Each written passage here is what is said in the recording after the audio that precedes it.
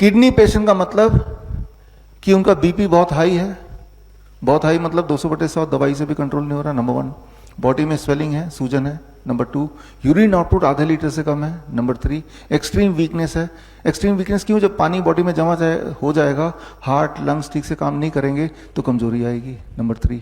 और साथ ही में उल्टी आती है, इचिंग होती है, तो ये 5 चीजें हैं। तो इसका मतलब आप किडनी के पेशेंट हैं। अब क्या करना है? ये time as medicine, food as medicine and 0 volt, ये तो करना ही करना है सभी को।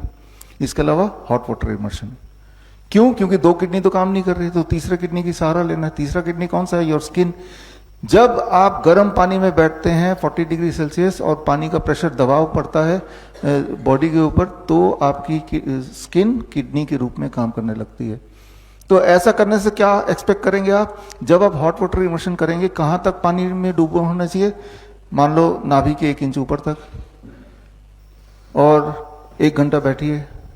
लेकिन कुछ लोगों के सवाल है, अभी मैं लूंगा, कि जब हम बैठते हैं तो नोजिया फील होता है, वीकनेस फील होती है, चक्कर आने लगते हैं। ये सारे आपके कुछ लोगों के एक्सपीरियंसेस हैं, है ना? ये सभी को आएंगे, अधिकतर लोगों को। हेल्दी से हेल्दी इंसान भी जब पहली बार बैठेगा हॉट वाटर इमर्शन में, कुछ देर बाद उसको नोजिया फील होगा, ब्रेथलेसनेस फील होगी, है ना? क्योंकि जब आप हॉट वाटर इमर्शन में बैठ रहे हैं तो आपका ब्लड सर्कुलेशन काफी तेजी से बढ़ेगा, आपका हार्ट बीट, आपका पल्स रेट बढ़ेगा। यही जो बढ़ा हुआ है, इसी से आपका skin will become a 3rd kidney. लेकिन क्योंकि कभी पहले अभी ऐसा किया नहीं है, इसलिए बॉडी जल्दी थक जाएगा। इसीलिए पहली बार जब आप करते हैं तो पानी का लेवल नाभि से थोड़ा ऊपर तक ही हम रखते हैं और आधे घंटे ही बैठने बोलते हैं। आपको तब तक बैठना है जब तक आप कंफर्टेबल हैं। जैसे ही लगता है कि नोजेटिक लग रहा है, कमजोरी लग रही है, चक्कर आ रहे हैं, धीरे से उठ के बाहर आ जाना है। धीरे से क्यों? क्योंकि जब पानी के अंदर है तो आपका ब्लड प्रेशर कम हो जाएगा, ब्लड प्रेशर कम हो जाएगा। तो जब पानी से बाहर आएंगे तो उसके लिए ऐसे बैठे हैं, उठना पड़ेगा ना। जैसे ही उठते हैं हम तो हमारे बॉडी का प्रेशर डिफरेंस चेंज हो जाता है। It is called postural hypotension. ऐसे बैठे हैं, अलग प्रेशर है।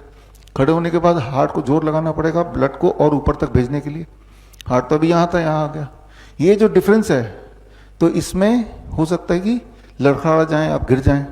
तो सोच समझ के धीरे धीरे पकड़ के फिर बैठ के निकल के सहारे से बाहर जाके बैठ जाओ 2-4 मिनट। अब आपकी बॉडी की रिदम बाहर के हिसाब से हो गई, आउटसाइड एनवायरमेंट, पानी के इनसाइड एनवायरमेंट से आउटसाइड एनवायरमेंट। अगले दिन जब आप करेंगे तो आप देखेंगे कि आधे घंटे की जगह 40 मिनट तक आप सस्टेन कर पा रहे हैं।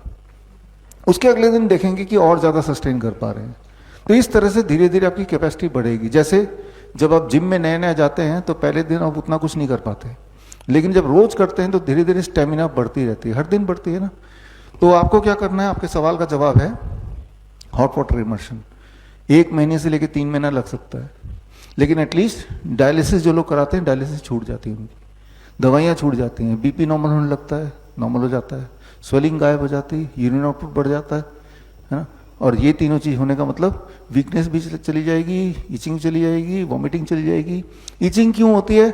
जो चीजें पेशाब के रास्ते जाना चाहिए वो तो जा नहीं पा रहा है, तो स्किन के रास्ते बाहर निकलती है। तो ज्यादा निकलेगा टॉक्सिक स्किन के रास्ते, तो स्किन में इचिंग होगी फिर, है ना। तो किडनी के पेशेंट को अलग से क्या करना है? बिसाइड जो आप कर रहे हैं हॉट वाटर इमर्शन करना है। कितनी देर करना है? आइडली 2 घंटे करना है, लेकिन 2 घंटे एक बार में तो नहीं कर सकते। कर लेंगे 10-15 दिन में, धीरे धीरे स्टेमिना बढ़ जाएगा। और जब जैसे स्टेमिना बढ़ेगा, पानी का लेवल भी बढ़ाते जाना है। इतने पानी में बड़ी तेजी से काम करता है, लेकिन इतने पानी में पहले दिन बैठेंगे तो आप उतनी देर बैठ नहीं पाएंगे, है ना, क्योंकि पानी का दबाव इतना होता है कि आपको अनकंफर्टेबल लगेगा, है ना। तो इस तरह से करना है आपको। बड़ी से बड़ी बीमारी का आसान से आसान इलाज घर बैठे ही हो सकता है। अधिक जानकारी के लिए कांटेक्ट करें nearest doctor BRC clinic @ home.